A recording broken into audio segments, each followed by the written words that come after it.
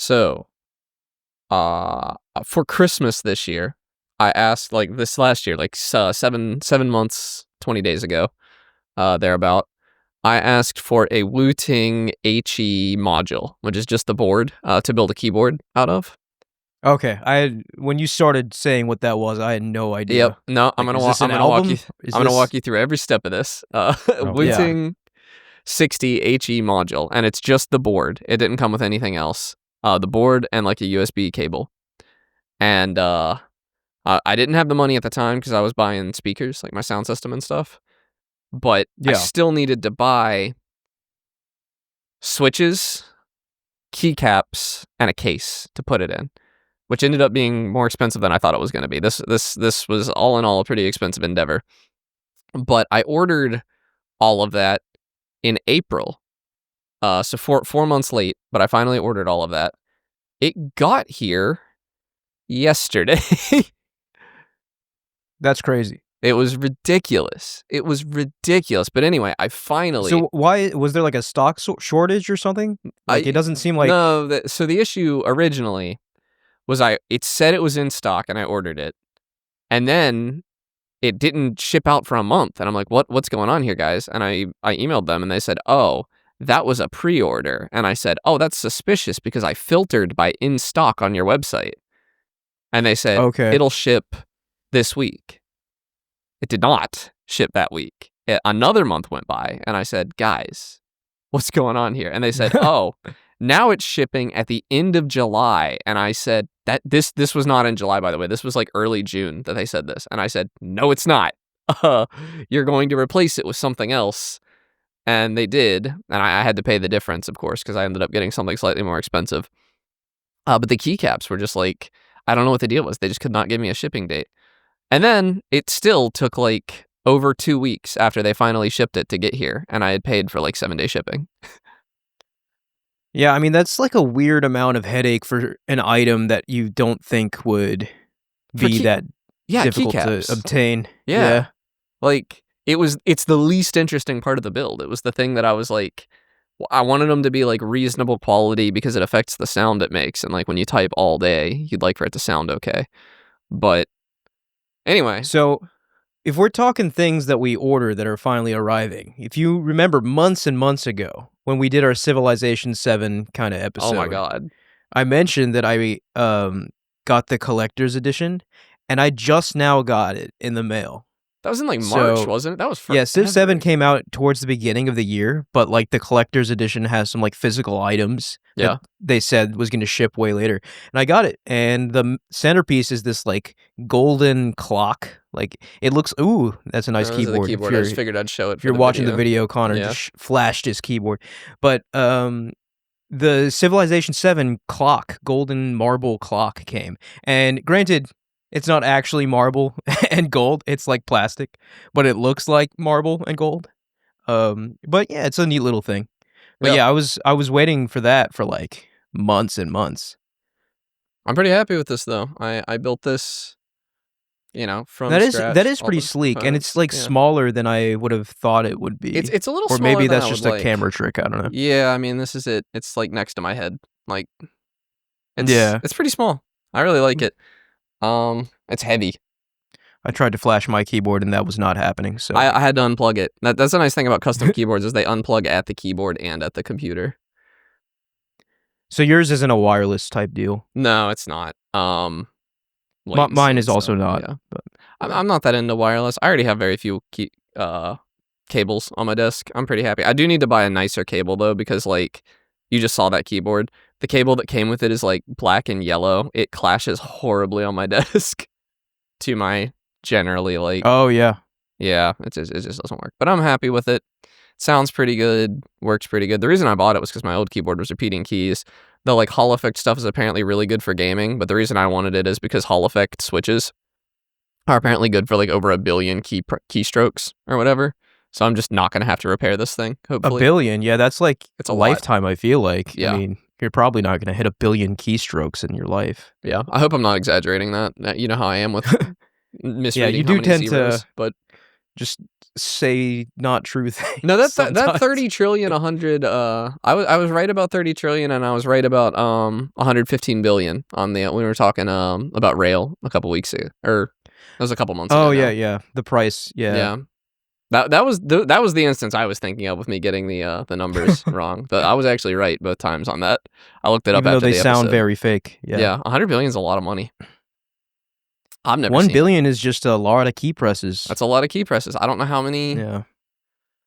I mean, how many? I feel like on average, right? Like, even if you're at the keyboard, let's say 8 hours a day for work. Yeah. Right. I mean, that's got to be maybe if it's a busy day. Like, let's high estimate maybe a couple thousand. Yeah, but like also there's like that statistic about software engineers. They only write like 10 lines of code a day or something. Right. Okay, but I'm talking about like a heavy day, like where you're maybe just typing messages or so. Like 1,000 a day times. Well, I don't know if we need to do the math here, but like we're not gonna hit a billion. 365 times like I don't know 50 or something. Yeah, that's not a billion. Yeah. So I think it'll probably work, and I have spares just in case. Just in case. You do go over a billion. The Switches were also not very expensive. They were like the lead. This is probably the most expensive gaming peripheral I've ever bought, by the way. This keyboard, like, total. That's crazy to me. It's like $300 or $400, I think. Like, it's like the price of a console. So, like, not for the faint of heart. Like, I just don't. I guess it's cool if it's just like a hobby thing, but like, what are the tangible benefits of doing that? I type a lot. Just because it's cool. I just like it. Yeah. That's valid. I would not recommend it to someone fair. who is not like professionally sitting at their computer all day. Certainly. Yeah. Like you can get. Honestly, you could probably like. I wanted to build it, but you could probably get better for cheaper. Like there are some really nice just for typing keyboards that are like under $100 now. They're not as good for video games. This is particularly good for video games as well, because Hall Effect is like it can emulate a joystick, kind of like how hard partial you're pressing. presses, partial presses and stuff. But I'm never gonna use that probably. So I don't know. Yeah, I just wanted it. Well, congrats on your shiny new toy. Thank you. It was also really fun to build. I'll say that. Yeah, and that's probably the real reason you got it, just to build it yourself. Mm-hmm. And it'll last me the rest of my life. So like. Yeah. If I bought a $90 keyboard, it'd probably wear out. Like, that was what happened to me last time. I bought an $80 keyboard, and it lasted me, like, 2 years, 3 years, something like that. And I had to buy another one. And so as long as this lasts me 10 years... As long as it's the advertised billion, yeah, as long you don't have anything to worry about. Because I built this, I can replace any one part for pretty cheap, too. Mm-hmm. Like, the switches themselves, they were, like, $40, I think, maybe, for, like, over 100 of them. Something like that. I don't know. Well, that's a lot cheaper than the last Switch I bought, let me tell you what. So true. So true. Nintendo could never do Hall Effect either.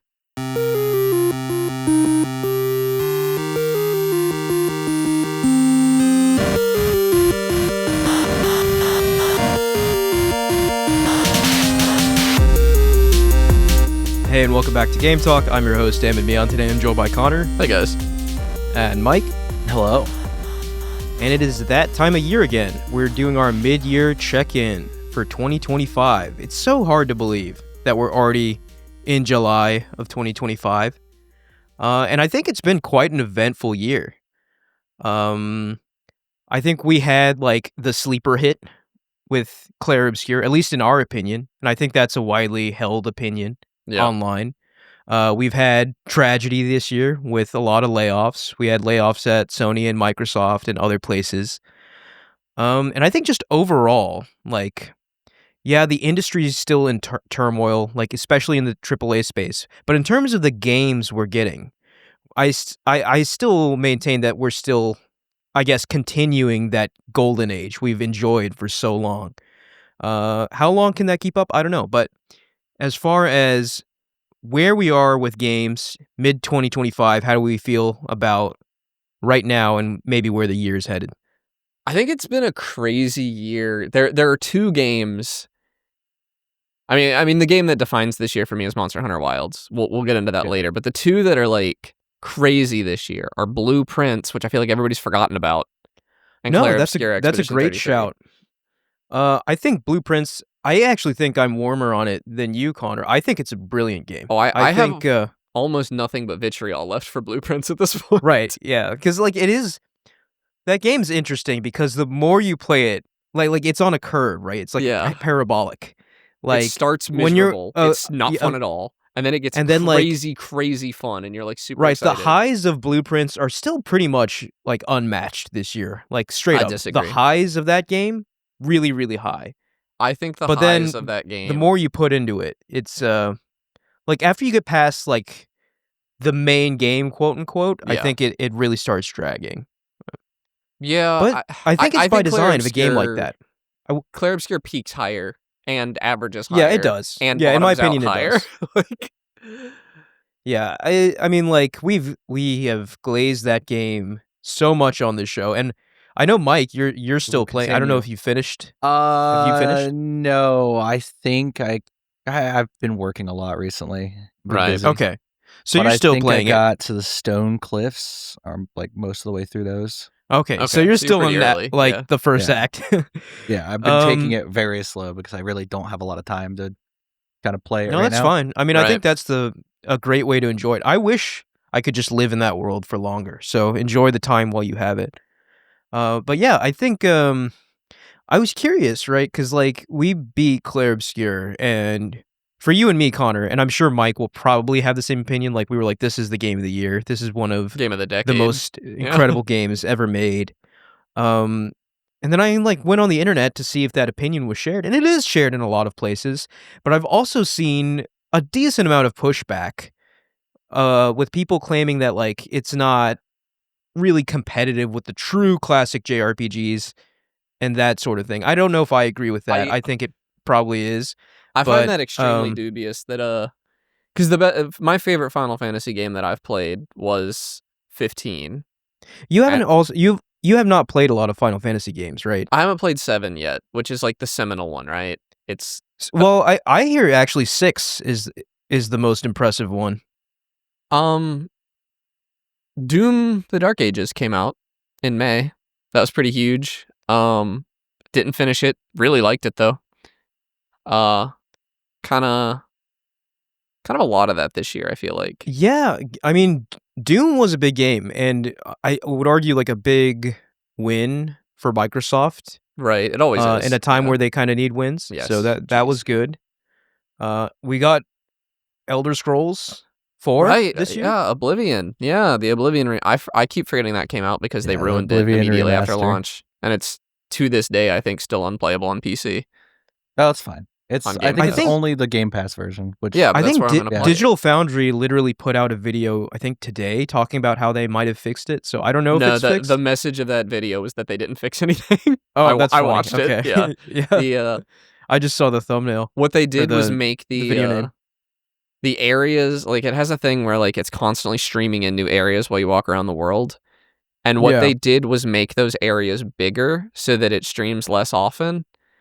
And so like maybe it's technically better, but if you are walking from one place to another, it's going to average out to being the same because it's spending the same total amount of time streaming in new areas. So like you're still getting these hitches. It's just at different times. And so they didn't fix anything. It's a mess. Well, I mean, that par for the course for Bethesda games, am I right? I just don't care that much with Oblivion. That was super fun, though, to revisit that game for a little bit. It was, yeah. Like, and I do think it'll be a game I come back to, but like at least for that like 2-3 day period, it felt like I was, a kid again. Yeah. Revisiting that game. So that felt great. But like I mentioned in the pre-show talk, Civilization 7 also happened this year. In February, yeah. And that also was not without its controversy. Right. But even at launch, I enjoyed it quite a bit. And I thought it was a nice kind of diversion from the Civilization formula up to this point. Have they quote-unquote fixed it? I mean, I read all the time about patches and like mechanics they're changing. So I would wager, like I haven't played Civilization in months. Mm-hmm.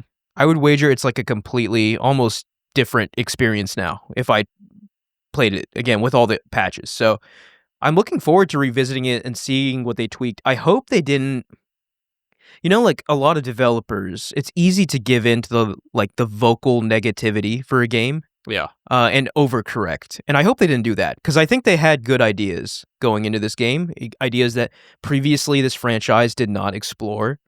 So I hope the age system is still in place, and I hope that the core of what made 7 so unique is still there, while they add improvements. So hopefully they didn't overcorrect, because I know that game did get a lot of hate when it came out.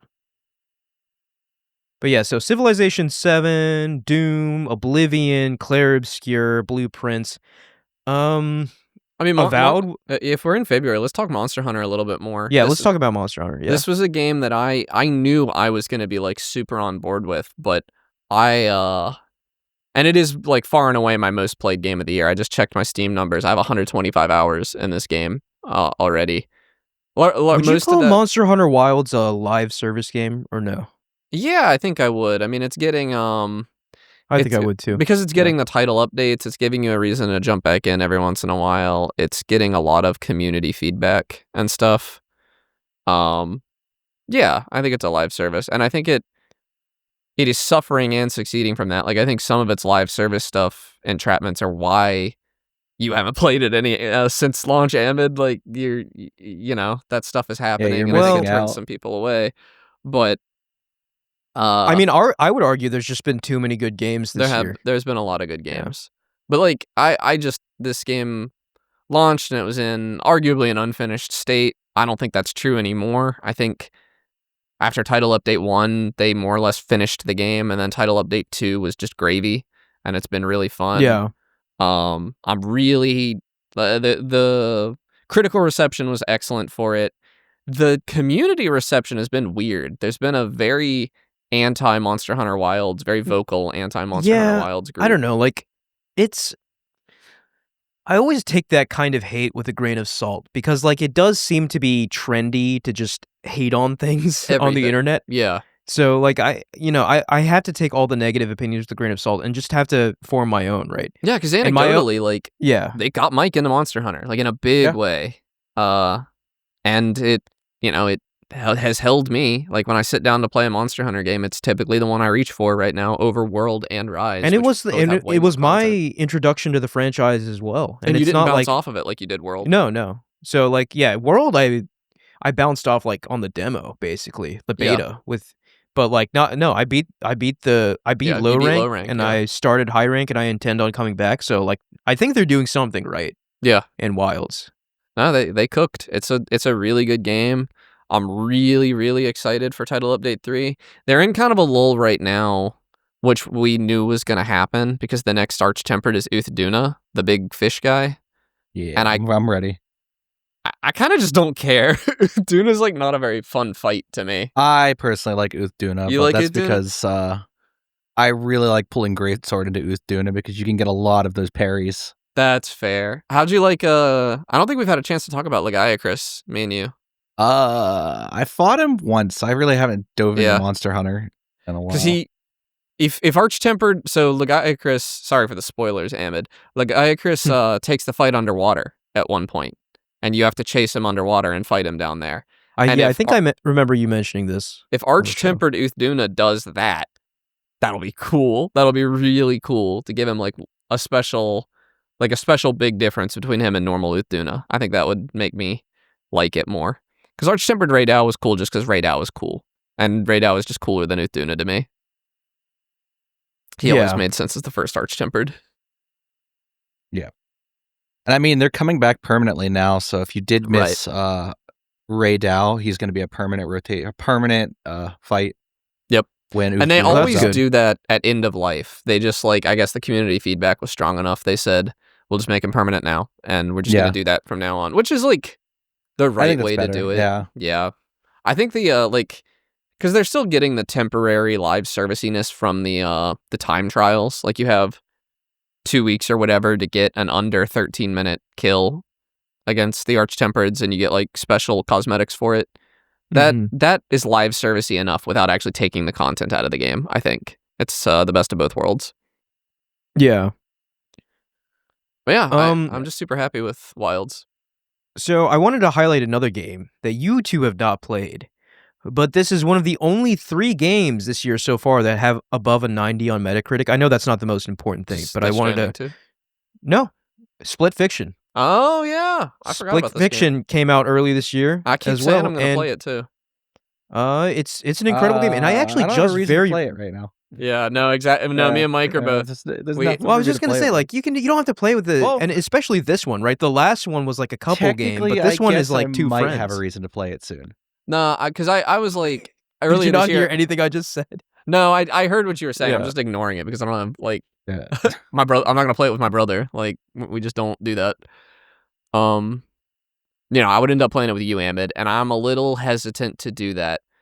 Don't play it with someone who's already played it. Yeah, that's like I can't play it with you because like it's funny when I'm a hater on the podcast, but if I'm a hater while we're playing the game, that's just not going to be fun for either of us. Yeah.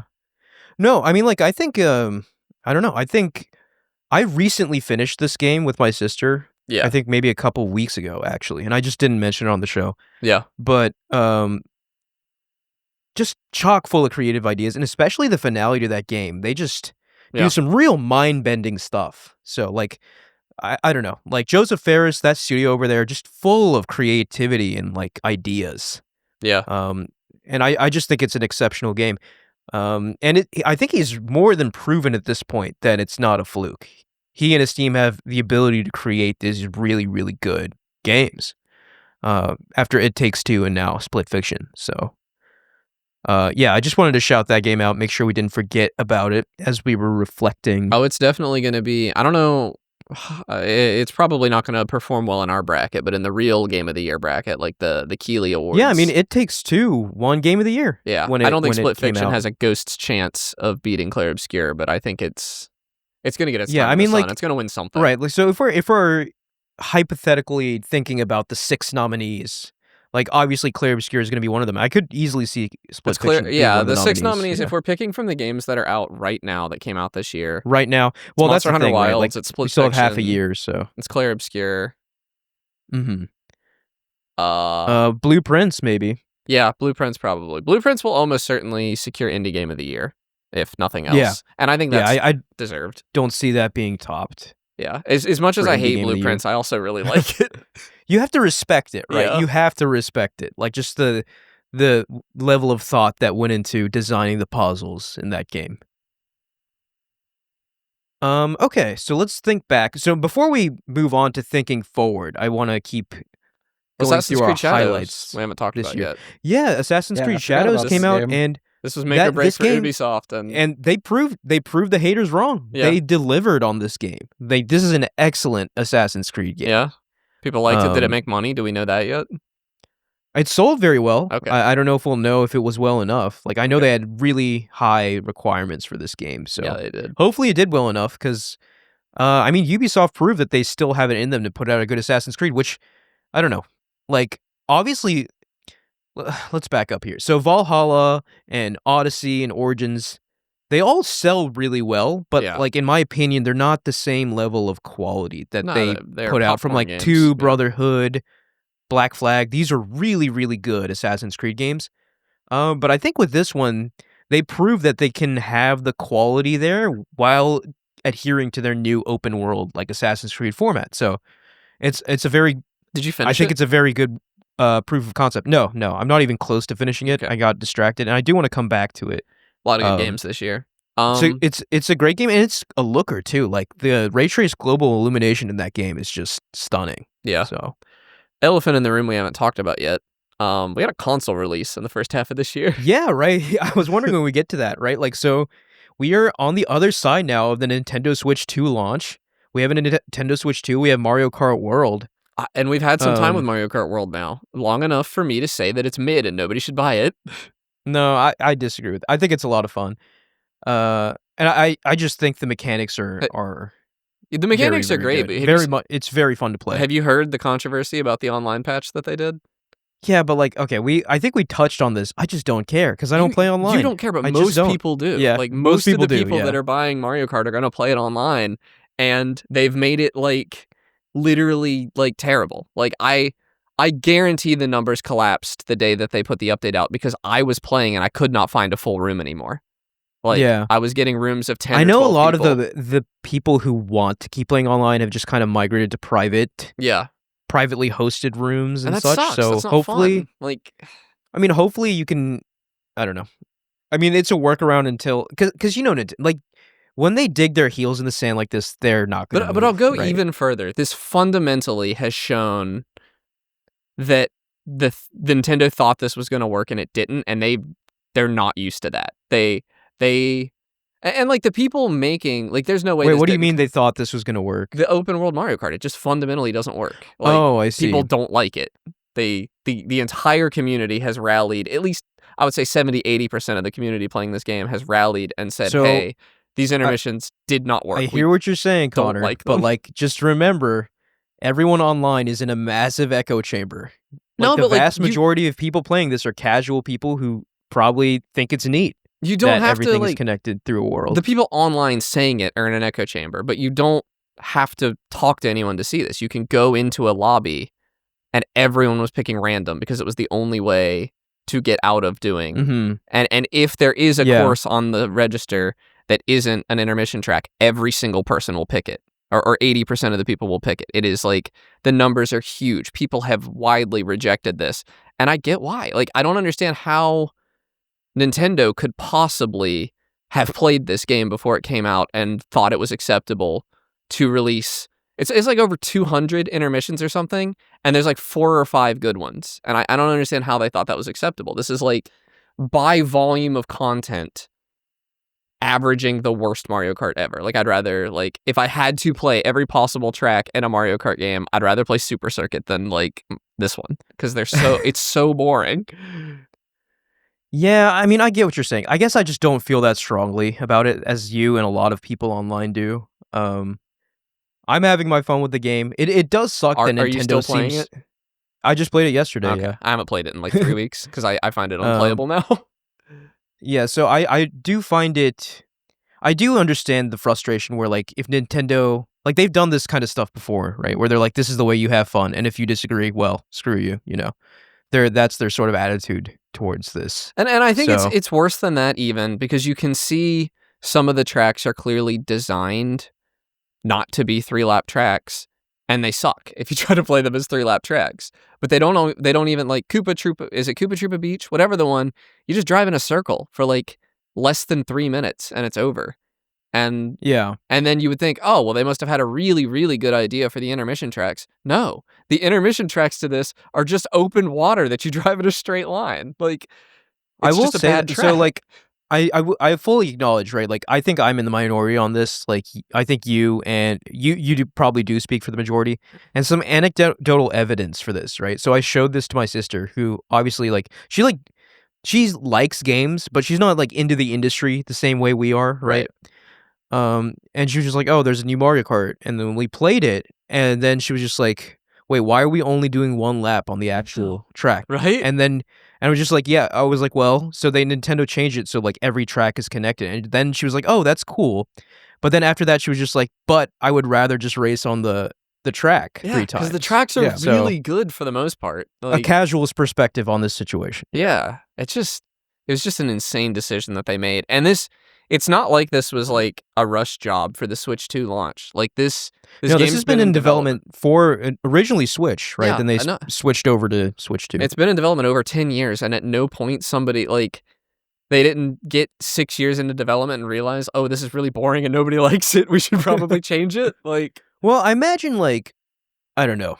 Like, you got to think Nintendo's got to be a bit of an echo chamber in itself too, right? Like, they're probably not. I mean, they don't have any open to challenging leadership's ideas. Yeah, I mean, Japanese culture is not fond of that. That's fair. Whoever was in charge of that game was probably like, this is the world design we're doing, and then like people would just kind of went from there. I wouldn't even be like against the open world if it had no cost, but it had a tremendous cost. Like, yeah.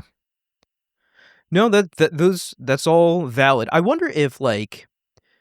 So maybe, like, what's done is done for the current suite of, like, Mario Kart maps, but I wonder if future maps they add will rectify this and just be, like, the classic additions. Yeah, because that's the other thing is, like, I would like map packs, and every single nanosecond that they're spending developing an open world for that map pack is wasted time that they could be making better tracks. Yeah.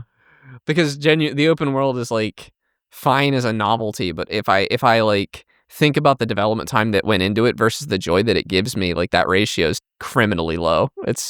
Or criminally high. There's a lot of development time to make this and no enjoyment from me. Just yeah, that's fair. No, I think it's good to bring this up, right? Like, and what that's left, like it might be futile, but the more noise, yeah, the higher the chance Nintendo will listen. And what that's left us with is essentially, for me, a console launch with no games to play. Yeah, so I will say that I do go back and play specifically the Switch 1 games that were enhanced on Switch 2. I have been messing around with those. I have mentioned on the show before that I've been doing like a full playthrough of Pokemon.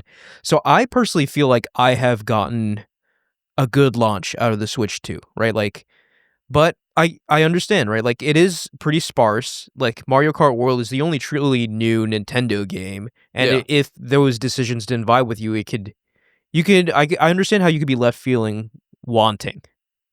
And granted, Donkey Kong comes out in 2 days. Yeah, we're gonna talk about that when we talk about what we're looking I just want to give, while we're talking about the Switch 2, I'm gonna give it that pass. Within the first month and a half, there is a good game coming out. Yeah, probably, presumably, yeah. But okay, so I have just 2 more games I want to quickly reflect on before we maybe talk about what we anticipate what is it happening for the rest of the year. One of these games none of us played, but was one of the biggest games of the year. Do you know what it is? Elden Ring Night Rain. Oh yeah. I even have that on the list in front of me. I'm just not interested in Night Rain. Elden Ring Night Rain. So I find it interesting from the perspective that, like, the people who play it say it's really, really good. Yeah. I'm gonna look up its Metacritic score. It just does not seem like, isn't important, but right. But like, as a fan of From Software games, it's just not the kind of game that interests me because they're really kind of exploring and they're focusing more on like the combat and the boss fights, which is a huge part of From Software to me. But that's like missing the world building package. It's just not what makes From Software to me. It got a 77. But the people who are playing it, the people who play it say it's really quite good. Yeah. I enjoyed watching Northern Lion play it for a little bit, and I will probably pick it up in August. I have a buddy who, he's got a kid and 3 jobs or whatever. Like he finally is going to have some free time in August and he wants to hop on with his brother and me. And I'll play it. So we'll probably talk about it a little on the show. I think I'm even more like what you were saying about the world and everything. That's really what I get out of From Software games.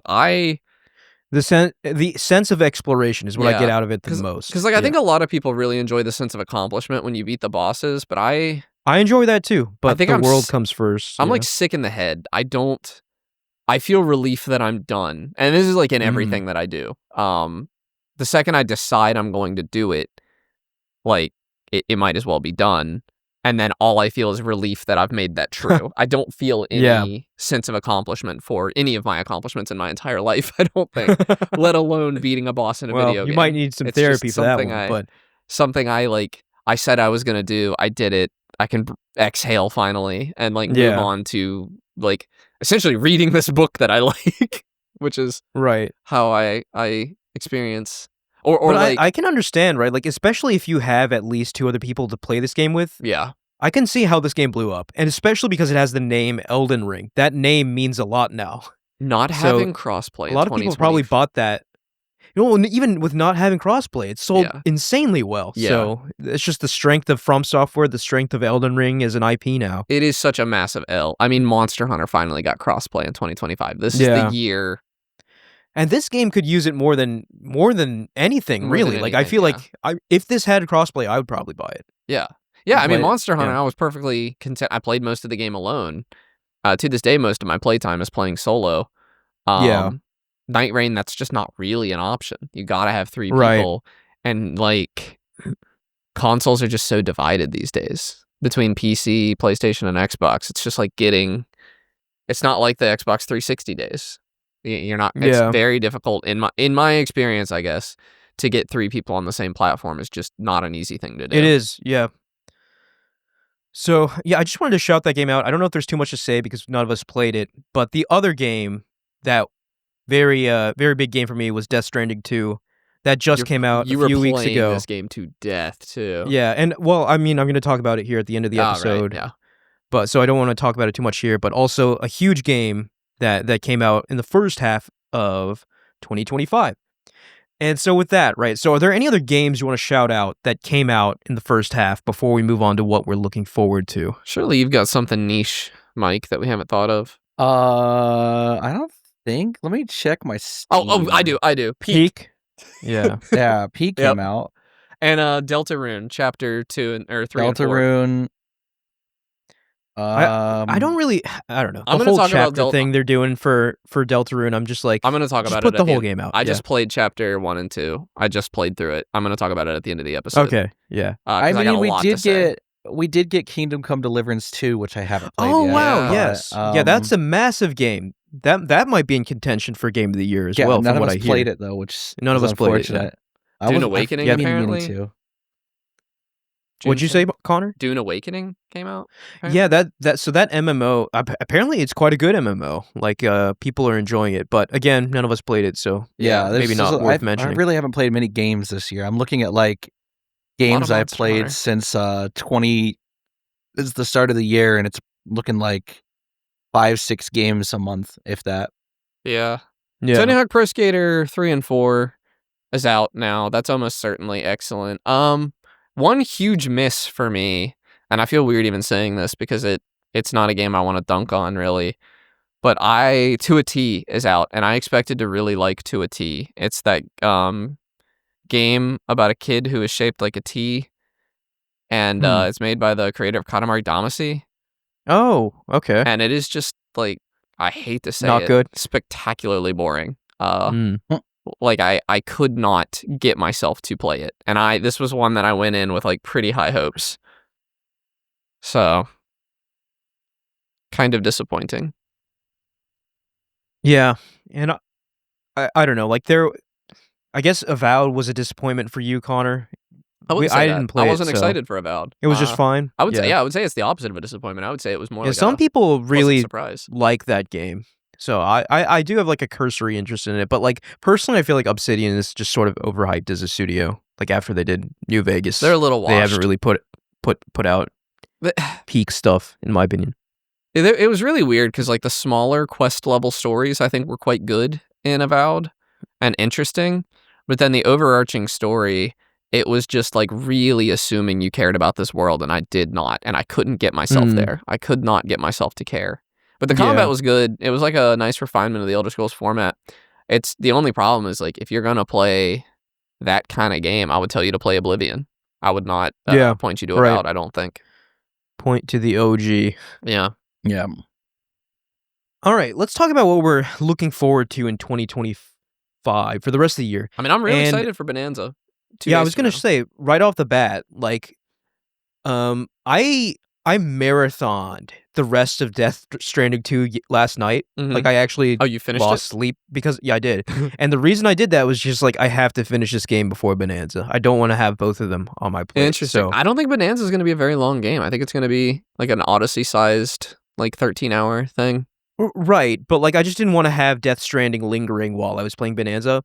If Bonanza is the game I think it is, like, it's going to be one of my favorite games of the year. Like, it does... Like I mentioned, it has that kind of Rare energy from like Rare's platformers on the N64. From what I've seen so far, it has like those like cartoony characters with the googly eyes and like the Rare style like NPCs, and I'm just like, They clearly, obviously, it's an entirely different team making this game, but they clearly looked at DK64 and because that was the last like 3D, the last 3D, Donkey Kong game, and they took elements from that. I was very happy to see that because even though that's like kind of maligned today, I have a lot of fond memories of that game. It was one of the first games I played growing up, so it left a huge impression on me. And to see some of that DNA seemingly in Bonanza really, really excites me. I hope it learns from Tropical Freeze because I think I mean I know it's a 3D platformer and that's a very different ball game, but Tropical Freeze is the best or second best 2D platformer I've ever played, and I've played a lot.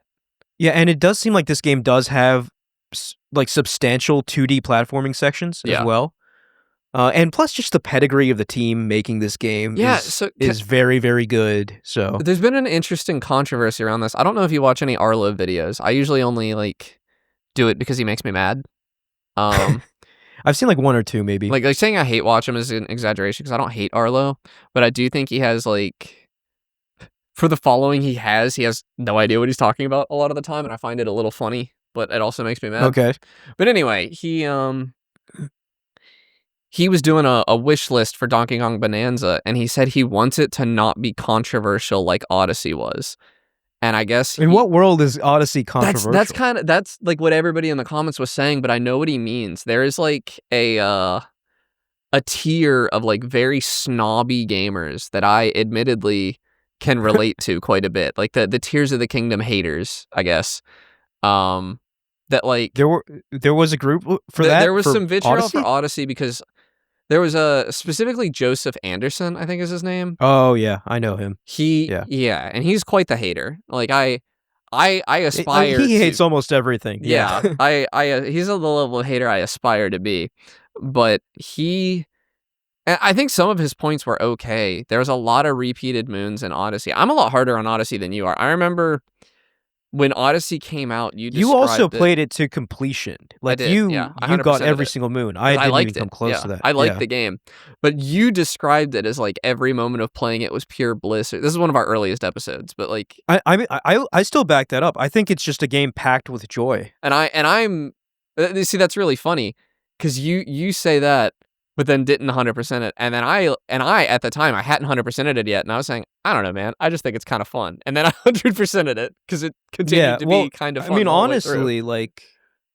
you 100%ing it might have soured your opinion a little bit. Just I don't think like so. The frequency of like the repeated moons and all of that. No, I don't think so, because I liked the experience of 100%ing it. I did. I would have just stopped otherwise.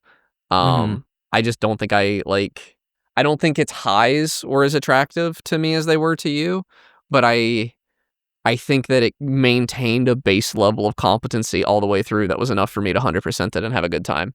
I will say it is probably the least replayable 3D Mario. I think I talked about this on the show earlier. I forget if it was last year or this year. I did do a replay of Odyssey, and it just sucked. Like it was, which by the way, like apparently Odyssey got a significant bump on Switch too. Yeah, I haven't checked that out yet. Yeah, performance and visually, the resolution's higher. Interesting, but it's just not a very fun game to replay. To me, you already, I remember for the most part where all the moons are, and so outside of like speedrunning, there's really like, when you know where they are, the hidden moons are really easy to get. You can get them in just a few seconds, and then you can just move on to the next level. You can play very little of the game and beat it, which kind of stinks on a replay. So, and you have to, like, I know you control what buttons you press. I get that argument, but I would love for Bonanza to have more replayability, because I love replaying 3D Mario. I replay Sunshine all the time. I did speedruns in 64. I've done normal replays of that a bunch of times. I used to replay Galaxy all the time. It's just a little weird to get a Wii remote set up and everything to do that. I usually emulate it now because my Wii's not set up. But you know, most 3D Marios are like intensely replayable, and Odyssey's not really. So I hope Bonanza can fix that. That would be really nice. Yeah, I don't really think the replayability aspect is as important to me. I don't really replay games, but it would be nice because, like you said, the older Mario games are intensely replayable, like 64, for example. I just wish they would remove all the moons that you get for doing nothing. That's my biggest beef with Odyssey, is there's so many moons that are just sitting there, like a light on the ground that you ground pound. That's not fun for anybody. Like, you could just take that out and the game's not hurt by that. Yeah, so, I don't. Yeah, I feel like that's a separate discussion. Yeah, and I think I actually think that's going to get worse in Bonanza, because I think there's going to be a bunch of bananas that are just stuffed everywhere, dig into the ground, and you get a banana for it. Yeah. So I don't think I'm going to win this, but I don't think it hurts the game enough to like knock it. I think Bonanza is going to be fun. I'm excited for it.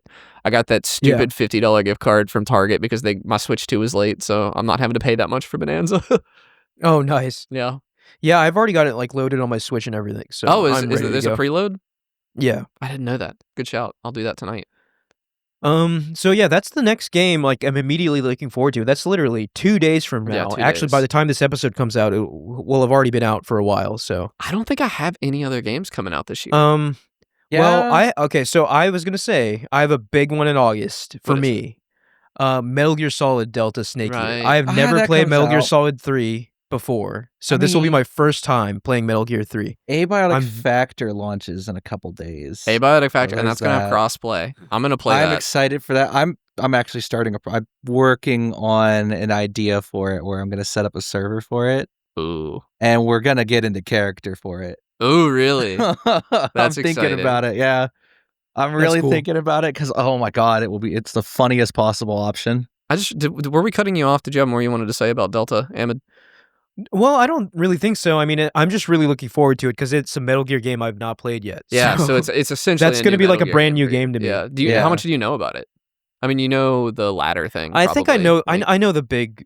I think I know the big stuff. Like Yeah. the who lives, who dies kind of thing. Yeah. But Who tells our story? So I forgot Steam upcoming unintentional releases is Hamilton useless. reference. What was that, Mike? Steam upcoming popular releases is useless yeah, it because is. I have Oh, is it full of Demonic slop? Mahjong. Yeah, the most popular upcoming release is Demonic Mahjong, which comes out tomorrow. That'll probably be fun for people who like mahjong and demons. Yeah, it's all in I feel like Chinese. that's- it's a Chinese. That's like a pretty significant audience. Actually, We got what is obviously like a porn game.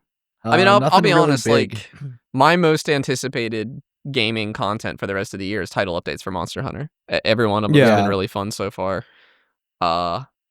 So I guess so we also get Grounded I too. actually I feel like I have a lot more than I'm anticipating than you two. Yeah, Like I'm anticipating Bonanza this month, huge, Metal Gear next month, pretty big. Borderlands and 4. then what was that, Mike? Borderlands 4 is coming out this year. That's Yeah, this year Borderlands 4 is also in Slay the September. Spire 2. for $80. Slay the Spire 2's this year. Allegedly, yeah, 2025. I find that Doesn't have a dubious. date. I but- don't believe 2025. it unless there's a month. Apparently, Vampire the Masquerade Bloodlines 2 is coming out this year too. Oh my god, Hollow Knight Silksong is But- coming out this year. Okay. Allegedly, Yeah, it still no, says to be announced not gonna on Steam. So Until I'm playing it, I will not believe it's coming out this year, this month, whatever. Until I've Light- rolled credits on it, I won't be convinced it's out. yeah, No. Okay, I'm but let's looking at most let's wish listed right now. Games that are Let's- actually let's- coming out. Yeah. let's slow down for a sec. So, Metal Gear for me in August, and then that's August, right? Yes, that's August, and then Ghost of Yote this fall. This I believe yeah, October. That is huge for you. And Sony just put out like a state of play, like doing a deep dive into Ghost of Yote. I think it looks excellent. It's more of that Ghost of Tsushima goodness. We're getting Nivalis this year too, which is the Cloudpunk sequel. I have no idea what that It's is. I have no idea. it's the Cyberpunk sandwich slap slice of life game that's coming out. That sounds good. I've been. It's like a Cyberpunk life sim. I'm interested. I've been following it for a little bit. We're no Okay, that's longer cool. getting Subnautica 2, although that was Yeah. only early. Oh, that's a access whole anyway. thing. Yeah. I don't know if we want to get into that too much. Yeah, but let's maybe talk whole about thing. that later. Another game I'm looking forward to, Legend ZA in October as well. Yeah. I think it looks quite good. Even though like I didn't really get into the previous Legends game, this one looks I really more liked interesting the to me. previous So, Legends. The Outer game. Worlds 2. Yeah, That's coming this year too. Obsidian. whatever. Yeah, Yeah. it's Obsidian game. I'm. What was the one you just said, Ahmed? What was the one I ZA? just said? Legends Legends ZA. Yeah, I like the first Legends. I don't know. It's got to run at 60 on Switch too. It's got. I think it does. I think it does, I too. think they confirmed it. So And with that, I mean, that might be like, enough for that's- me to buy it.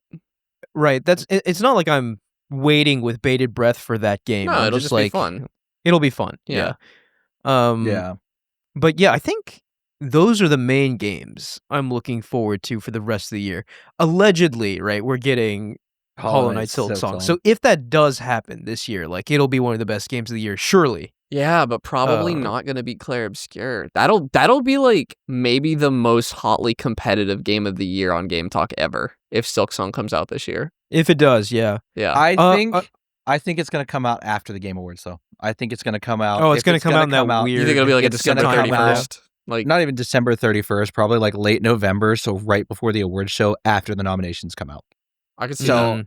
I could see that. You think it'll get shadow dropped during the Game Awards? Yeah, I think either it's going to be a Game Awards drop, or 2, it's going to be so late in the year that it's going to be pushed over into the next year's games. Like, I almost feel like it's a reasonable theory. I almost feel like at this point you got to shadow drop it. You just have to announce it and be like, it's done. Here it is. It's done. Right? Like, no more talking about it. Just put it out. So, another big game. We have to mention this because this will be potentially Game of the Year caliber. Metroid Prime 4 is also slated for this year. You're right. I forgot about that. Yeah. That's probably more anticipated for me than the Monster Hunter content. That game looks really doesn't have a month yet, which makes it more dubious to me. Yeah. But if it does reach this year, that's going to be a monster release for this year. There's a lot of games that are 2025 release that we're now slotting down into like the next 5 months. Rumor has it there's a direct coming up quick, like in July after Donkey Kong comes out. Because Nintendo's back half of the year is a little empty right now. It's there's got to be something, right? Like, well, I feel like Pokemon and Metroid might be enough, but like, there's neither of those are a big holiday title. I think.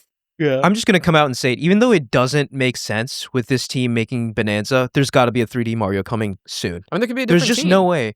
It could be.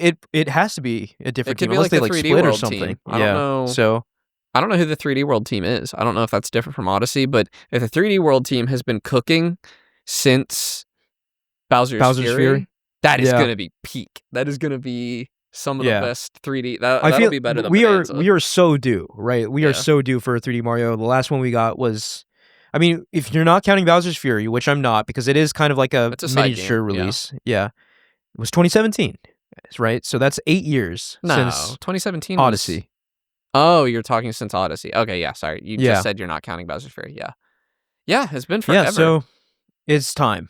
And I could easily see it happening fall this year. How long has it been since Mario Maker? Which would be another probably Game of the Year contender. How long has it been since Mario Maker? That was it's like been 2021, I think. Yeah, so I feel like it could be a little longer before a new Mario Maker gets announced. I could see another 2D Metroid in the near future too. They don't take as long to make. But this year though? Maybe early next year. Especially with Prime. Yeah. Well, I mean, there's precedent. Metroid Fusion and Metroid Prime came out on the same day. That's insane. Yeah. But and then they didn't release. That happened today though. There was Metroid.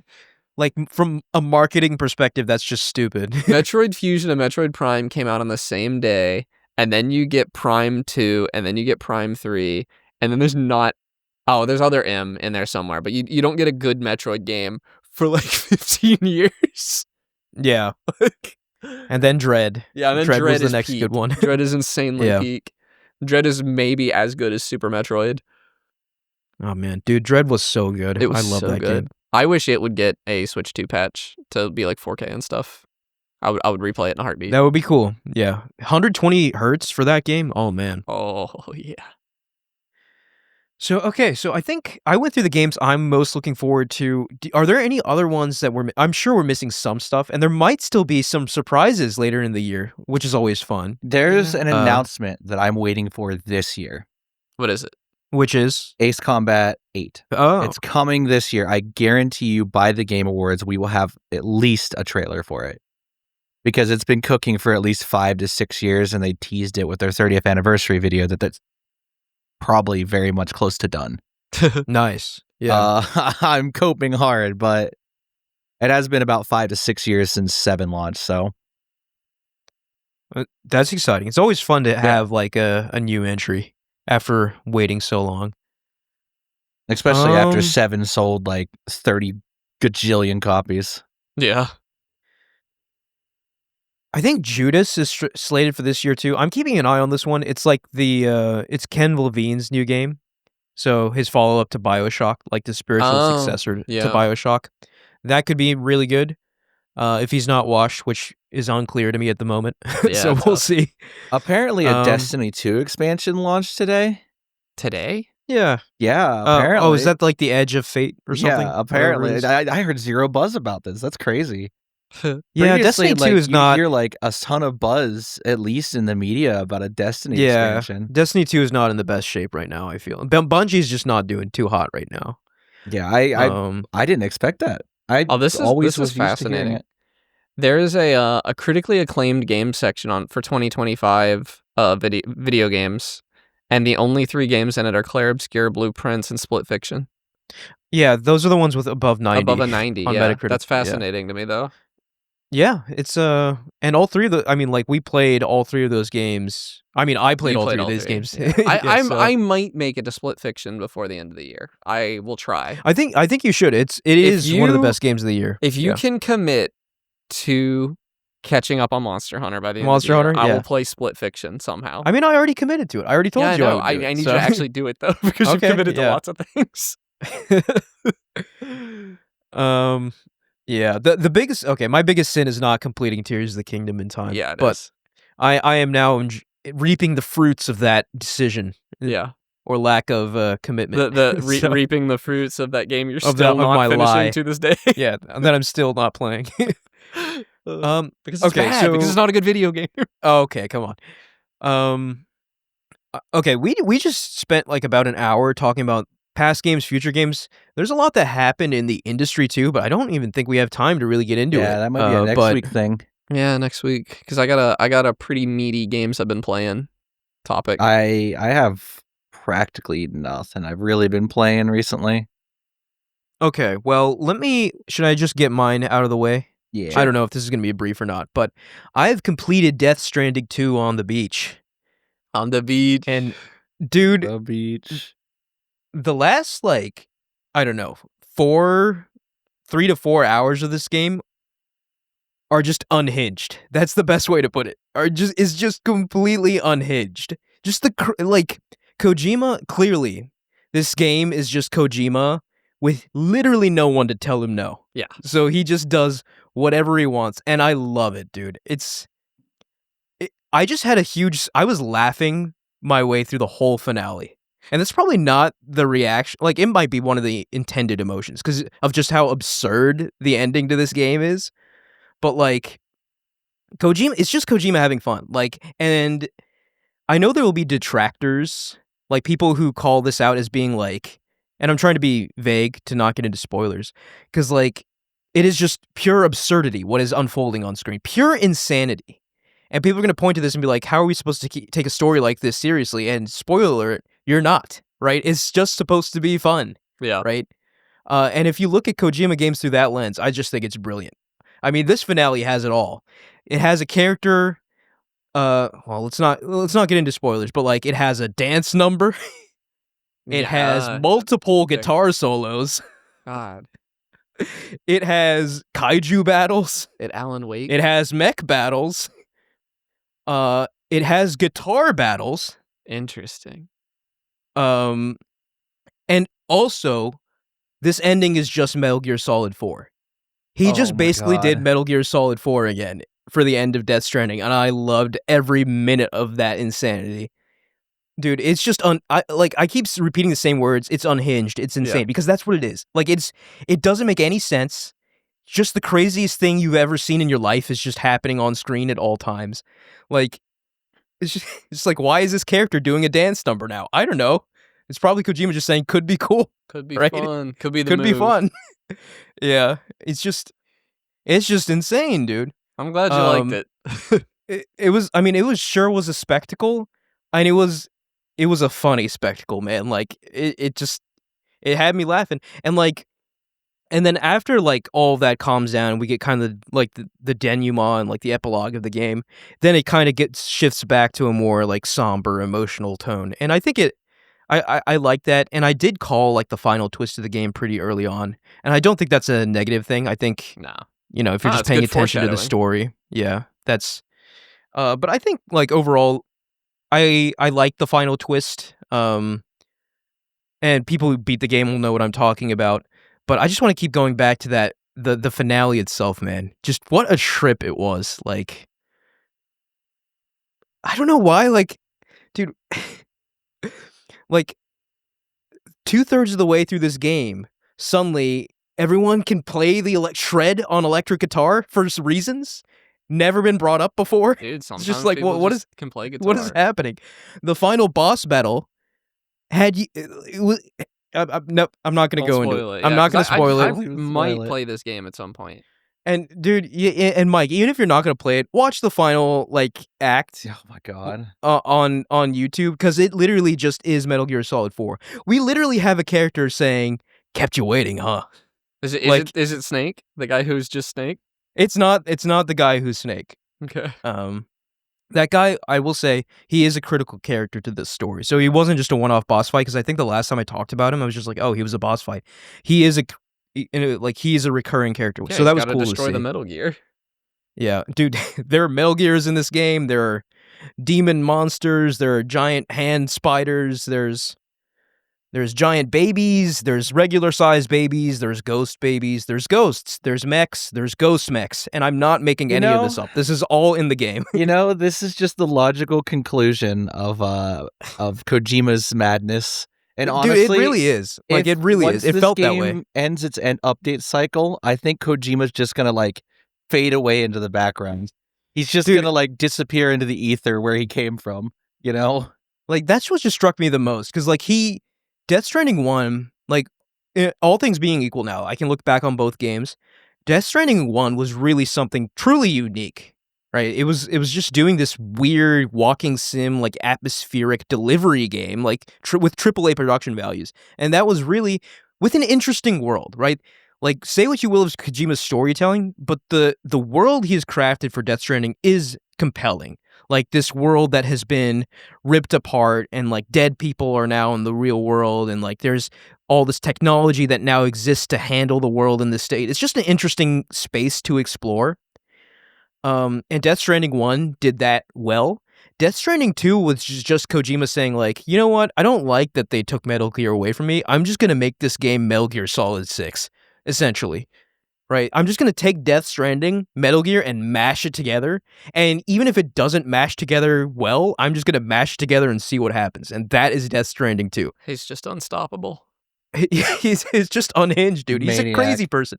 The finale is just the whole, I kid you not, I was just laughing because it was just so absurd. Yeah. What? I'll never forget it for as long as I live. This was one of the best endings to a video game I've ever played, just because it's just so crazy. He is a crazy person.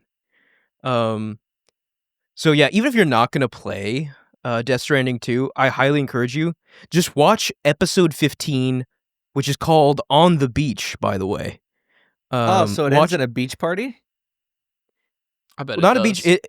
It ends on the beach. Let's just say that. It's on right? the beach? Okay, got it. Is it the beach that makes you old from that movie? Well, no. I mean, kind of actually, now that you say something like that, that is an element to it. Time flows differently on the beach.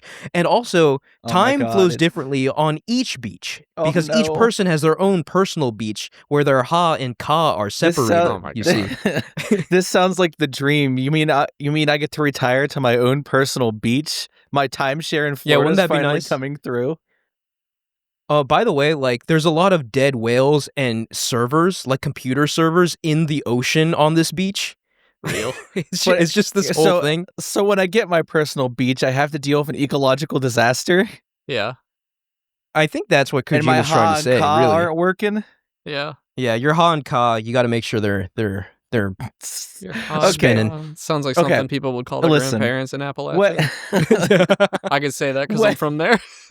Whatever drugs is delivered directly to the desk, the writer's room and desk of Hideo Kojima, I want it because I need to know what he sees. You know what's funny? World. I feel like Kojima is stone cold sober. I think he's just a crazy person. I think he's maybe smoked weed, but I feel like he's never done anything crazy.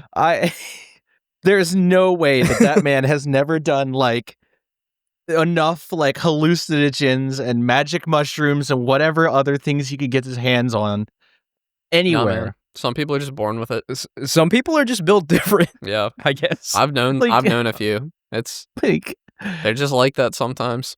This is the same guy who's legitimately considering uploading his brain into a jar so that he can keep making games forever. Well, Gabe Newell wants to do that too.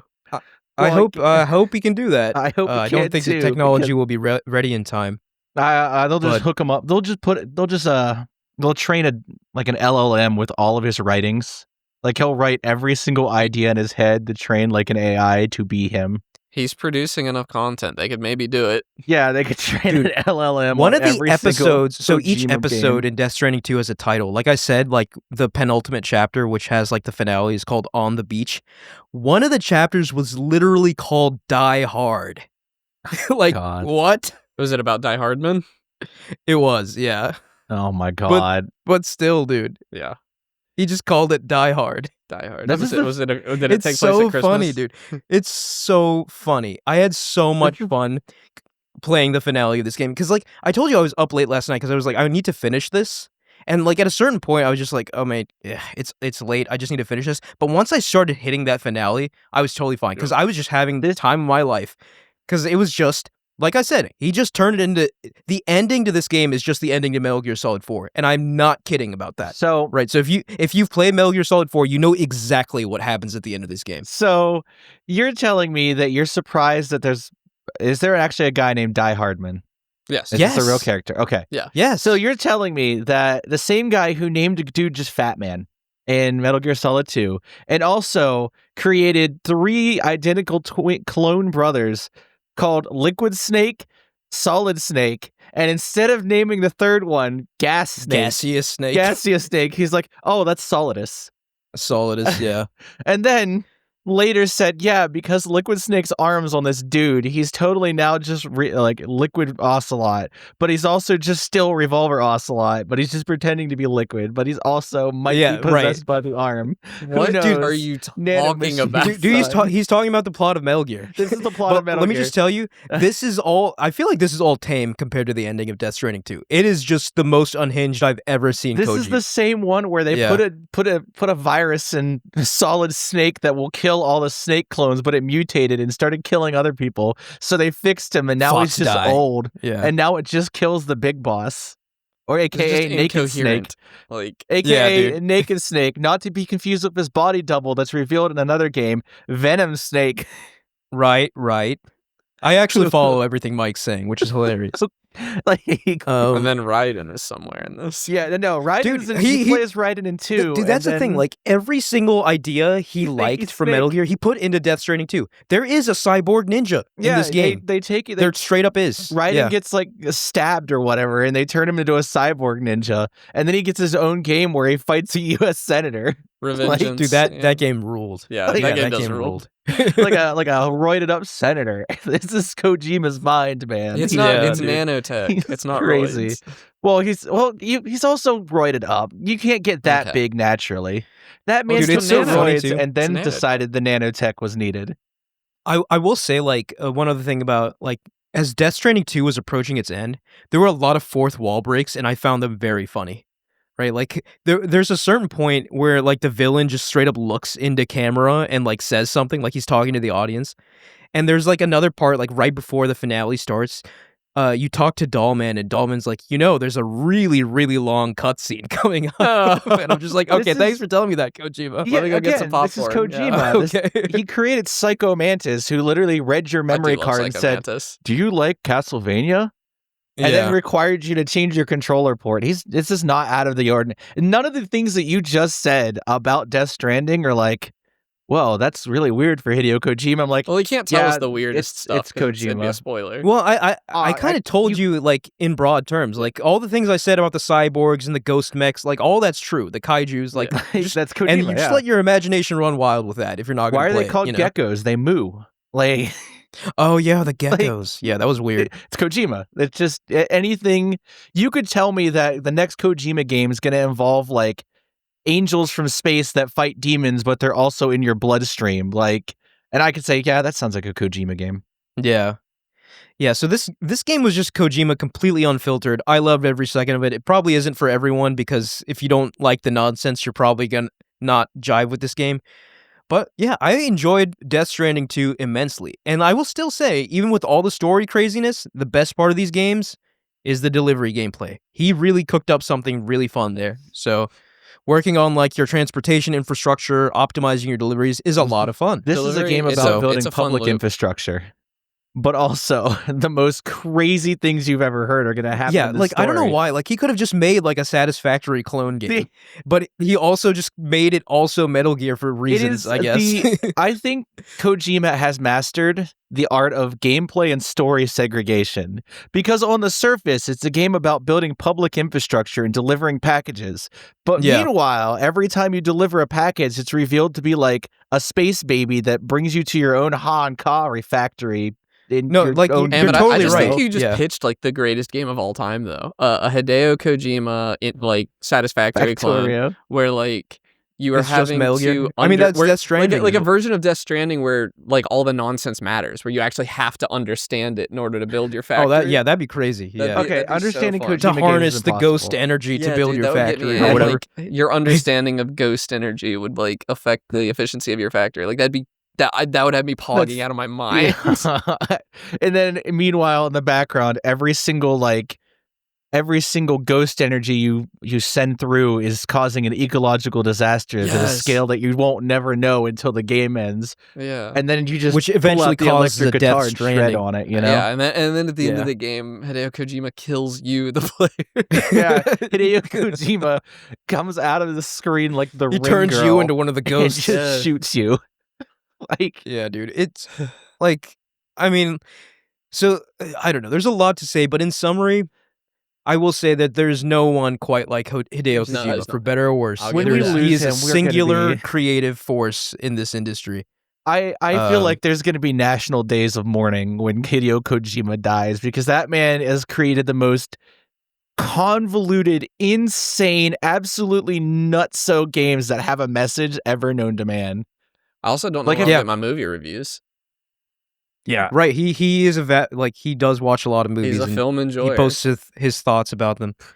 I will say though, like, I don't think there's going to be a Death Stranding 3.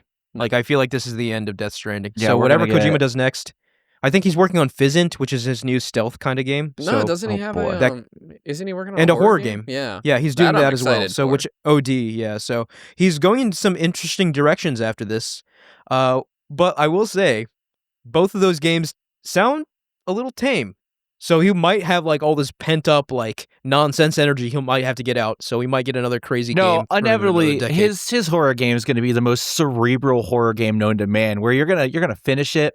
See, and then you're gonna sit there and like have to think about it for another couple decades. I have like a team of researchers that individually researches each player's fears and like customizes it to the player. I think Hideo Kojima has like huge horror game potential, because I think the more I understand something, the less scary it is to me. And it's gonna be we're gonna be inevitably Hideo Kojima's horror game is gonna be the kind of thing that people are producing 30-hour-long video essays about for the next 2 years. I mean, people do that for PT, and that was just a demo. Matt is gonna have to cancel his congressional run and come back out of retirement. Cerebral.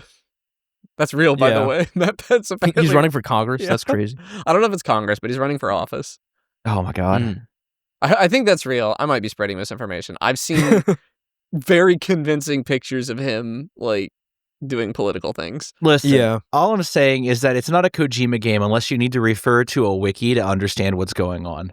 Oh yeah, and don't worry, this game has Death Stranding 2 has a wiki built in. It's called the Corpus. Okay. And you can just read, like, literally every time a story event happens, like, the story so far section gets updated because Kojima knows no one's going to understand what they were just...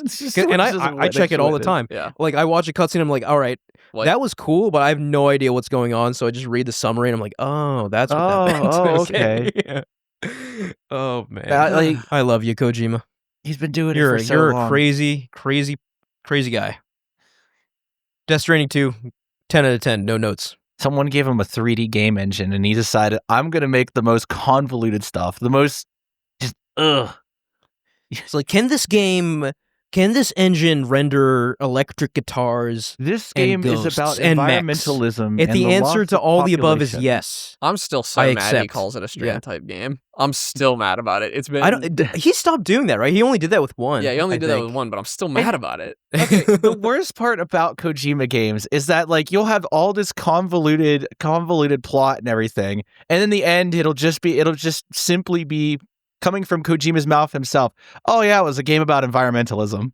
War never changes. Yeah. Like, oh, this one's about the corporatization of war, and meanwhile, it ends with two old dudes fighting after a hallway full of microwaves. Like, what do you mean it's just about war?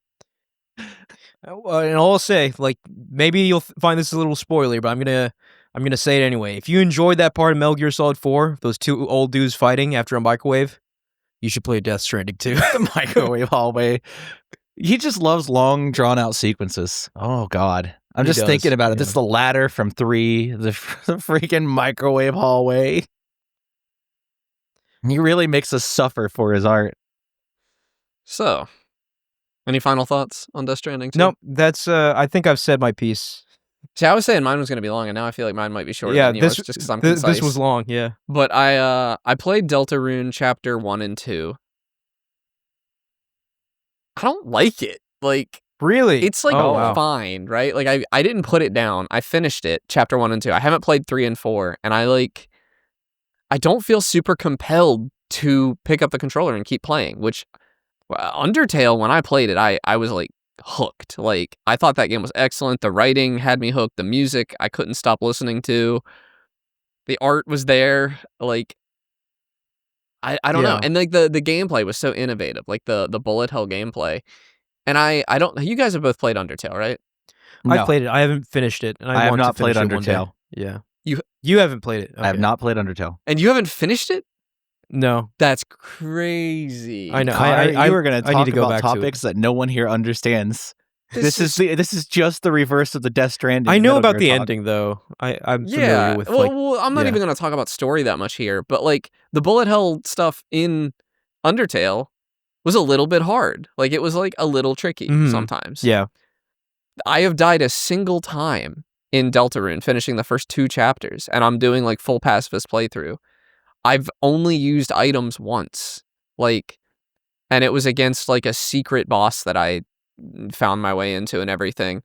And I'm bored. Like, it's not, I'm bored. It didn't have the charm of Undertale. It doesn't have the charm. The writing is like, it's just so in the shadow of Undertale, yes.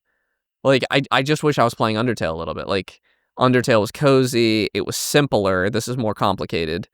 There's like clearly a story happening that is like going to take many chapters to unfold, and those chapters aren't out yet, so I don't really feel compelled to get to the end of what I have. And that's like a super negative in my opinion. I feel like I'm not going to be able to develop any relationship with these characters because I'm going to forget who they are by the time the game is finished. And then there's the Omori of it all.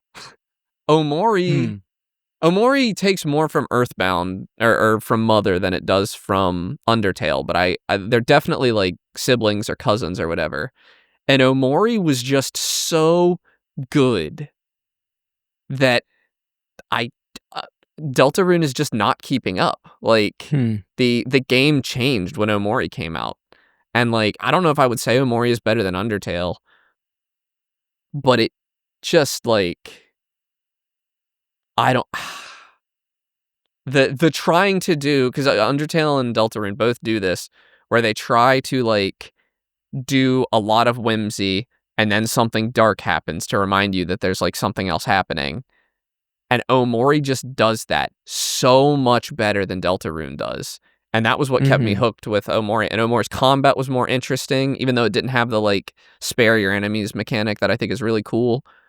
But Omori's combat was like based on emotions, like happy beats sad, sad beats angry, angry beats happy, I think was how it worked.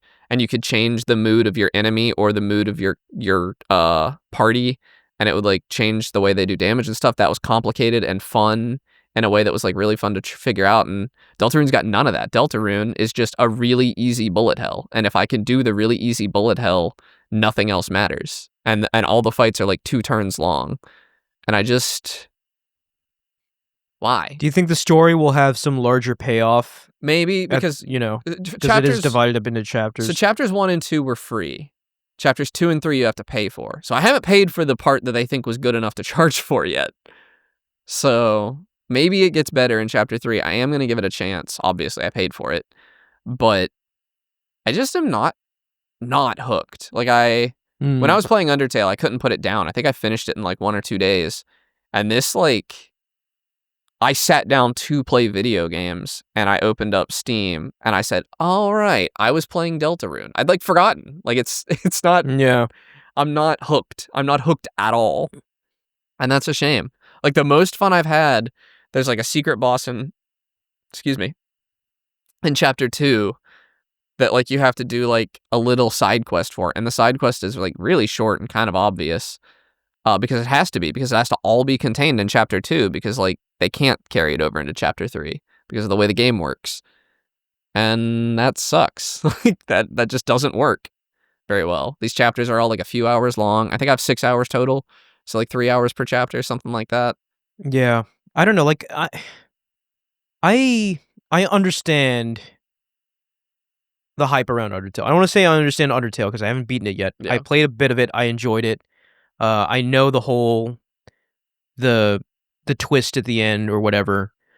So just knowing all that, like the decision to go episodic with this game really confused me. I was just like, huge miss. Why don't you just make the game? And I do like the out? characters. Yeah. Like you're walking around, your character's name is Chris.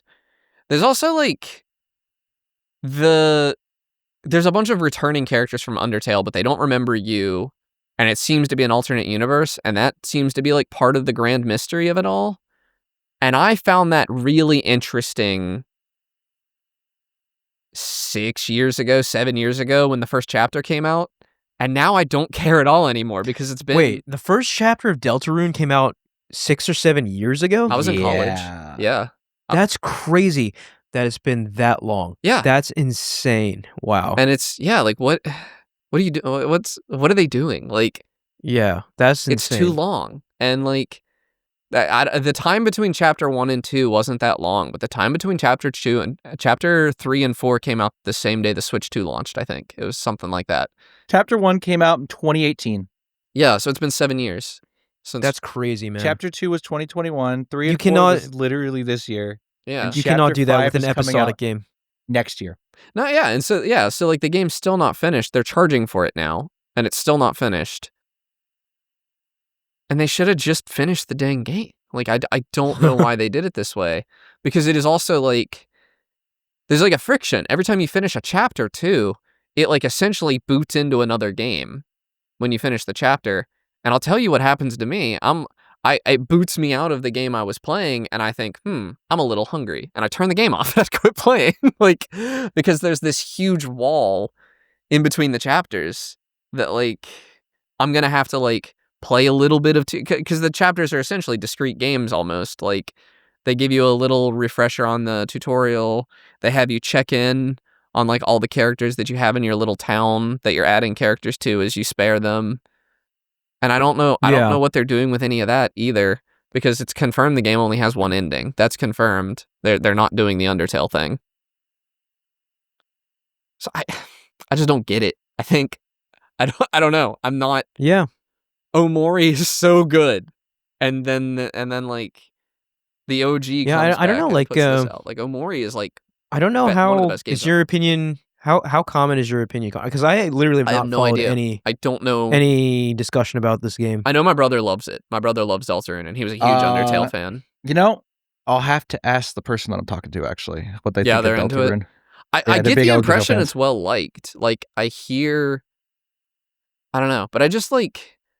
I also like. I'm gonna take a step back, and I don't know if it's the game. I don't know if this is worse than Undertale, or if I'm the one who's changed. Because granted, Undertale came out in 2015. I'm 18 years old playing that jam, 18 or 19. And so, the sense I got from Undertale, though, was that it was a kind of a timeless classic. But I was hanging on every word of text in this game. I was, like, super into it. I also played it right off the back of Life is Strange, I think. So I was wow. Yeah. Or maybe it was the other way around. Either way, like... two like great story-centric games I was playing back to back. I really associate them with each other now. I don't know. Omori changed the tone of all this for me, because Omori, I felt so much more playing Omori. I was hanging on every line of text. The overarching mystery was made clear to me immediately, and I wanted to know what was going on, and I was like reading every line of text in the game trying to solve it. I could not even tell you what the overarching mystery is, like would anything. I don't know what I'm supposed to care about in Deltarune, because I just kind of don't. I like Susie. Susie's like the character that everything seems to be centered around, and I find her very likable. That's all I've got. That's like the only thing that's drawing me back in. Yeah, I don't know. That sucks to hear, like, especially coming on the back of Undertale, which was lauded as one of the most it's an all-timer. influential games. Yeah. I also like. There's and no plus, music. I don't know. Like, I really just feel like the episodic release I think was so too. a huge misstep for this game. Because I think if this... even if it took 10, 15 years, you should have just waited and put it out. If this had been a 10-hour, 12-hour game that I could just sit down and bust out in one sitting, I probably would have done that. And I would have a more complete opinion of this. But now I've played 2 chapters, which are 2 releases, and not been in love with either of them.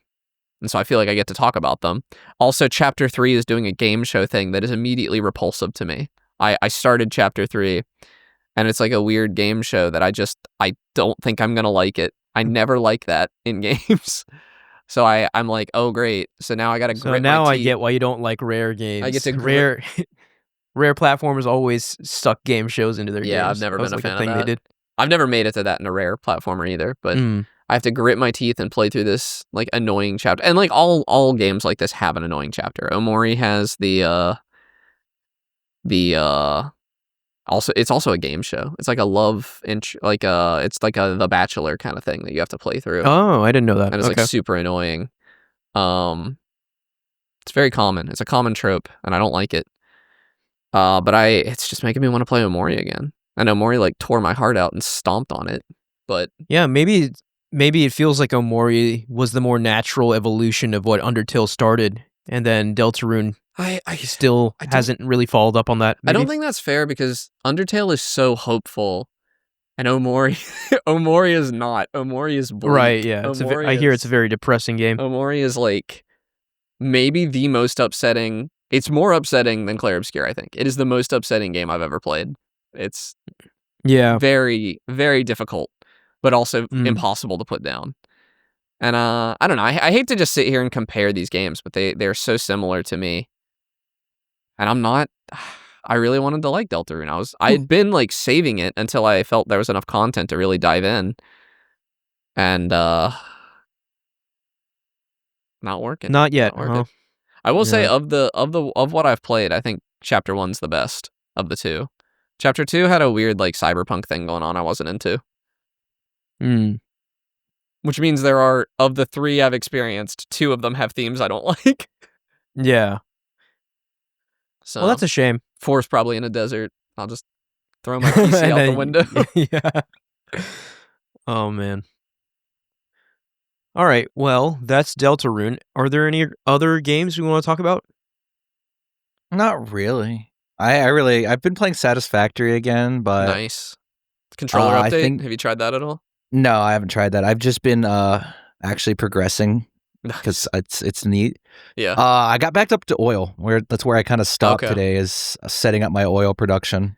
I got to trains and I dropped it because the trains in Satisfactory are really frustrating. I actually think I may just not do them. I think you can beat the game without them. Yeah, it's usually just convenience. Like, you're gonna run into belt throughput issues at some point. Like, I haven't used a single vehicle yet. I'm all the way up to oil. I have not even used a truck. I've just been building spaghetti across the land. I think the trucks worked fine. I also use trucks in Death Stranding too. Nice. Very efficient vehicle. I could be using trucks, but I think I'm not at the stage where I need to be using trucks, and also I have the movement tech down to a T. I just found it cool, the truck system, but I got farther in the game than you two. I'm pretty far past oil. Once I get my oil up and running, I think I'm going to build a train route through the entire, kind of connecting everything together. I think it's just going to be my best bet. The trains were just harder in Satisfactory than they were in Factorio, which is like the only thing I think that about. I think overall Factorio is probably the harder game. But once I build trains, you have to like. I was desperately missing proper blueprints when it got to trains, because like I guess the easiest thing to do would be build elevated lines, but it's like hard to make them look good, and I want them to look good because like the appeal of Satisfactory to me is that the factories look cool. Yeah. At the end. I ran into a problem though. I built this big factory right next to my existing one. Like I started the plans for it, and I kind of don't know what I'm gonna do with it. Like I built the building, and I'm like, what am I gonna put in here? I just built like this fun underneath to build a bridge. those though. They're like pretty, and yeah, it's a good building game. It's got like some. it's set up. I think I'm just gonna put all of my iron ore into that building and pull plates out of it. But I already have smeltery stacks for all my ore veins already built. Yeah. So it's just like, do I want to rip those down when they're already optimized and rebuild it again? Like, it's the biggest question I always have for myself is how much of a pain is this going to be? Yeah, I got to revisit this game at some point. It's good. That's a really good game. It's a good game. It starts to get a little more complex once you get like tier 3. I've been flirting with revisiting Factorio. I still have to get off of... You know what that means, though. I'd have to get off Gleba. I know. Yeah. Well, I was going to just say that's another like 100 hours of your life gone. No, probably not, because I have actually launched it 3 or 4 times in the past 2 weeks and looked at Gleba for 30 seconds and alt F4'd the game because I hate Gleba so much. What an insane pace breaker. Some would say that's a skill issue. 100%. They're not wrong. But like I have a level of executive dysfunction that I've been able to push through for Factorio throughout the entire rest of the game. But Gleba is just so uniquely unappealing to me that I can't push through that executive dysfunction. I get that. I like even like have I was brainstorming what, because like I have like things I can do to push through executive dysfunction. It's like a thing I have to fight. I don't know if I'm not saying ADHD or anything because I don't have a diagnosis, so I'm not going to do that. But I definitely have this issue, and I have like exercises in the rest of my life. I can break problems down into smaller problems and like get myself to do things. And I'm like brainstorming how to do that in the shower last night. I'm like, I have to get off of Gleba. I love this game and I can't play it. It's like a Blueprints level pace killer conundrum. Like, yeah. I know there's more meat hidden in there and I can't get to it. Very frustrating. Dude, we picked at Blueprints until there was no meat left, and even then there was still probably hidden meat we didn't find. I mean, I never finished the sigils. No, I didn't either. Yeah, so I know there was more meat I didn't find. Yeah. Yeah. I mean, I looked up everything, and like some of the stuff in that game is just crazy. I didn't look and up I'm like, there's not a chance I would have figured this out on my own. I didn't look it up. Yeah. I still had like, when I quit Blueprints, I had solutions in my phone that the RNG never gave me. Yeah. I'm 100% certain I'm right about it. And the RNG never gave me the chance to do it. So yeah, that was always the tough sell with Blueprints, where the RNG really killed a lot of the pacing in that game. But Factorio is different. There's no RNG wall or anything. I even know the answer. I just have to do it, and it's gonna be painful. I do have one other shout out I want to give. I know it's not video games, but I've been rewatching Full Metal Alchemist Brotherhood. Oh, it's so good. Immaculate show. Seminal anime. I wanted to read the manga. But I thought about it for a second. I was like, I gotta hear the music. I gotta hear the music. Dude, the anime is so good. Last Tuesday, I decided to watch Your Name again. I haven't seen that. That's a great movie. Terrible time. Yeah, it's the movie, terrible right? Time. Yeah, it's the movie. It's a very sad, like terrible romance anime movie. Did not need it. Yeah, did not. It's very good. I might have to check that out. That sounds choice. Should not. It's very shouldn't have watched it. Yeah. I got a couple anime on my list I need to watch again now that I'm like grown. Yeah, like, that's kind of like on there. The last time I watched Full Metal Alchemist, I think it was the 2003 one, not Brotherhood. But like now, when I watch content, I respect it. I'm watching it on a reasonably big OLED TV. I got my nice speakers. No checking your phone. I'm not checking my phone.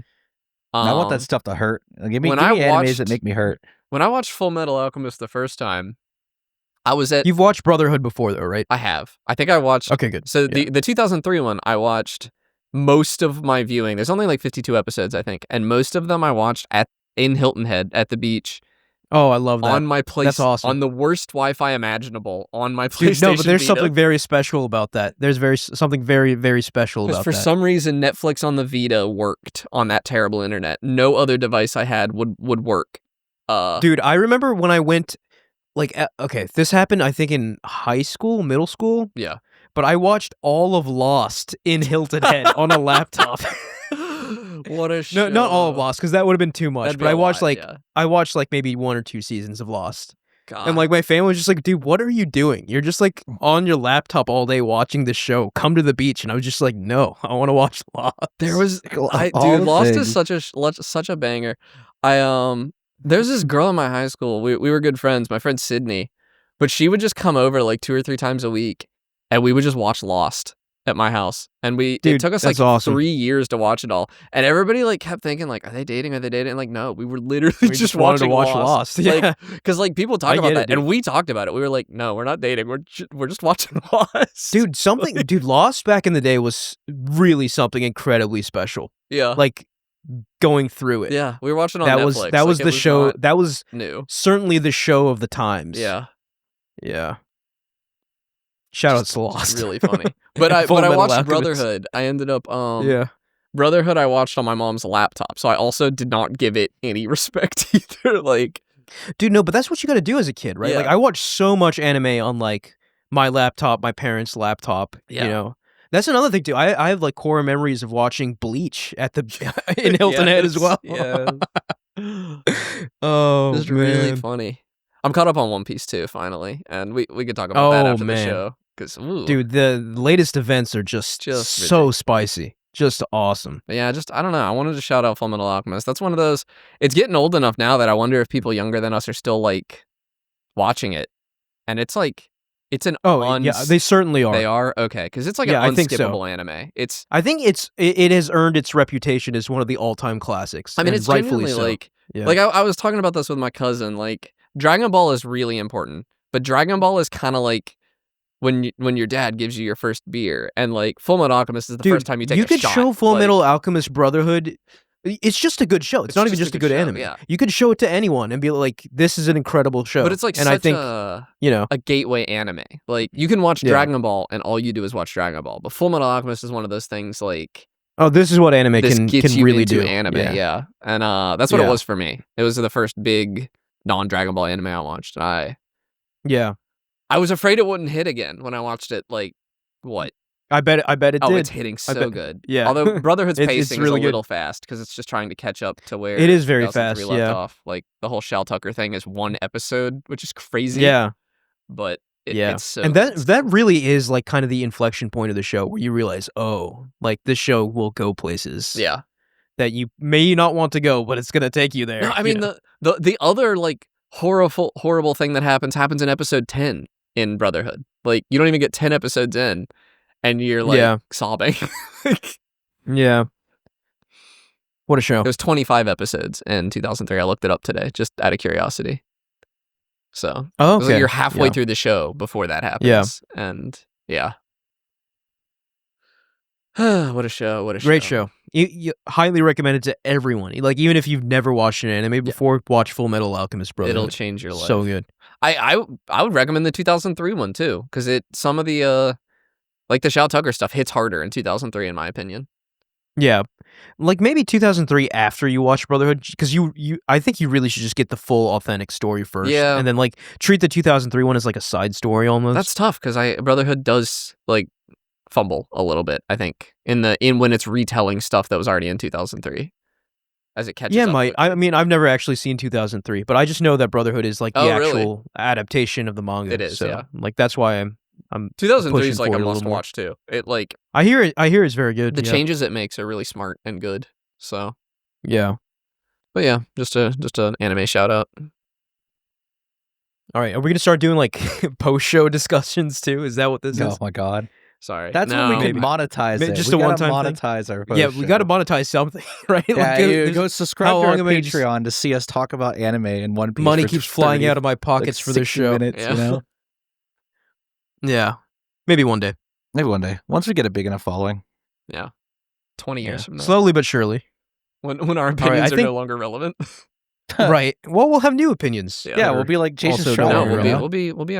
we'll be up like 50 years old. Our opinions won't matter anymore. That's They true. still, are you implying that our opinions in the gaming space matter? That's an excellent point. yeah. That's very true as well. Bold assumption that yes, Mike, we it matter matters. right now. We have a podcast with several True. listeners. Yeah, we're three guys with microphones. Our opinions matter Yeah. so We much. set the tastes of this Exactly. industry. Every time we talk bad about Microsoft, Phil Spencer wakes up in a cold sweat. You know? So true.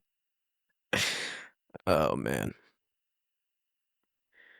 All right. Well, this was fun. Thank you all for listening. You can follow us at Podcast Game Talk on Instagram, YouTube, TikTok, and Blue Sky. You can click the link in the description of this episode to join our Discord and talk to us there, which I know there are some of you out there that listen to this that haven't joined the Discord, so encouraging you, please. I think a lot We of don't people bite. listen and don't. We don't bite. And lastly, please like, rate, and review us on SoundCloud, Spotify, Apple Podcasts, or any other podcast services you use. Thank you, Connor and Mike. Yeah, see you guys next week. Yep. See you next week. See you next week. Bye.